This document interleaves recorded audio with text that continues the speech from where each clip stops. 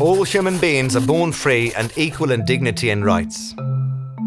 Over 70 years ago, when the United Nations General Assembly adopted the Universal Declaration of Human Rights in Paris, the international community proclaimed the inalienable rights of all human beings and vowed never to allow atrocities like those of the Second World War to happen again. By doing so, states committed to protect the rights of every person on their territory, including foreigners, smuggled migrants, or victims of trafficking. Smuggled migrants and victims of trafficking are more vulnerable to human rights violations because of the particular situation they are in. They may be subjected to serious abuse and exploitation by the smugglers or traffickers who control their situation. They are also usually in an irregular situation, whereby they are afraid to approach local authorities and ask for protection when being in fear of deportation.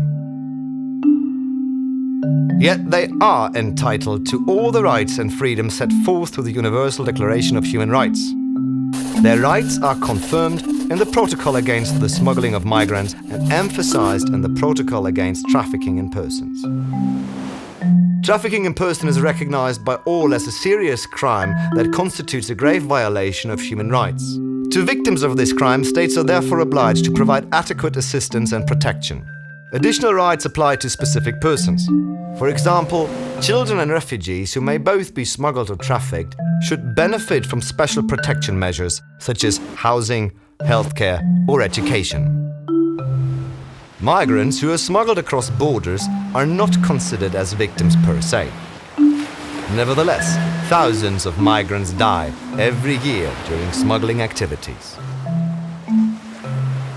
They are also particularly vulnerable to other crimes such as kidnapping for extortion, rape, but also to discrimination and ill treatment, including from state and non-state agents. Smuggled migrants themselves are often considered as offenders and denied appropriate protection of their rights, assistance, and access to justice when they are victims of aggravated smuggling. Hence, it is essential to look at their specific situation to ensure that also their rights as human beings, refugees, children, or victims are fully protected.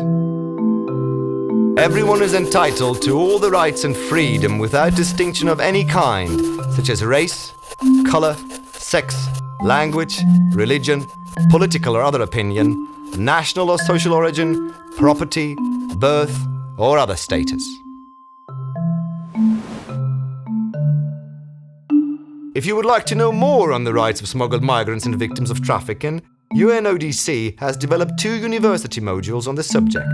These tools, which are part of a series of 14 modules, aim to provide academics with a practical-orientated tool to teach different topics related to smuggling of migrants and trafficking in persons.